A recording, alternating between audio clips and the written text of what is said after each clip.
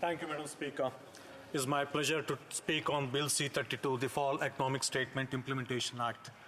2022 has been a very eventful year.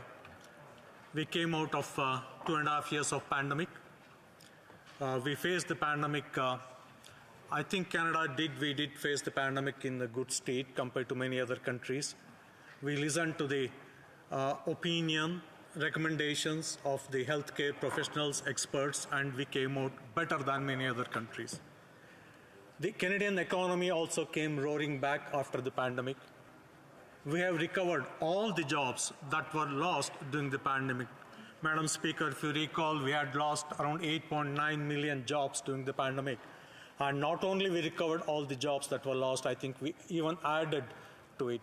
I think we got around 117% of the job that was at the pre-pandemic level.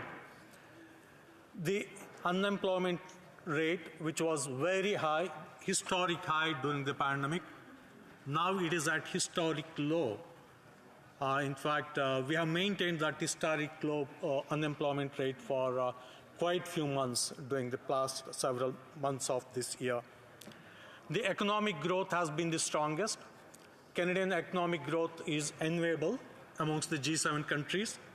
We are better than many of our G7 partners, US, UK, France, Japan, Italy. We have the lowest deficit amongst the G7 countries.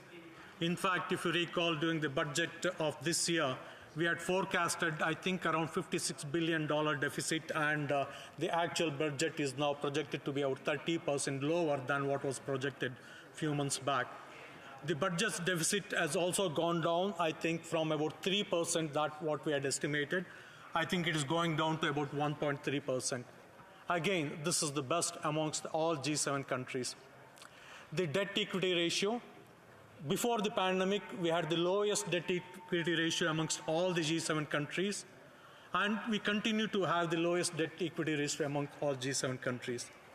The Fall Economic Statements also projects that we will reach a balanced budget in the foreseeable future. However, we are not making big deal out of that right now. Now, the problems created by the pandemics continue to exist today. The supply chain issues that we saw during the pandemic have continued during the post-pandemic period too. One, the pandemic affected production worldwide, but now one of the biggest manufacturers of various goods in the world, China, continuing with the zero COVID policies, has added to the problems we see in the supply chain issues. This has resulted in the price increase of numerous products across the board. Then again this year, Russia's illegal invasion of Ukraine has created its own major problems, huge security problems in Europe and repercussions beyond Europe. It has created problems in the energy supply, raising the prices of fuels. It has created problems in the food grain supply. Ukraine, as we know, that was one of the major suppliers of wheat to the world. So all these factors, the supply chain issues, Russian illegal invasion of Ukraine, resulting in the higher fuel cost and spike in food grain prices, has resulted in inflation. And the Canadians are feeling the pinch when they go to the grocery stores for their essential purchases, or when they go to the gas station to fill up their tanks with gas.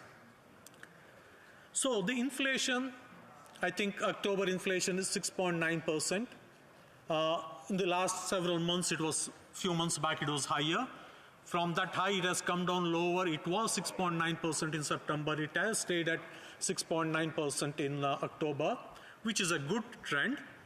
But interesting thing is that this number is much below what the private sector economists were forecasting.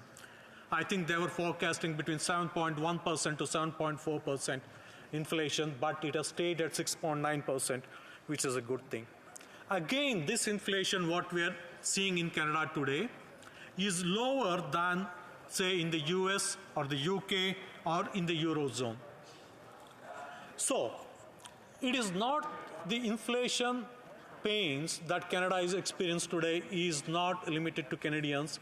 This is something that has been faced by people all across the world, the developed countries, developing countries, and everybody else.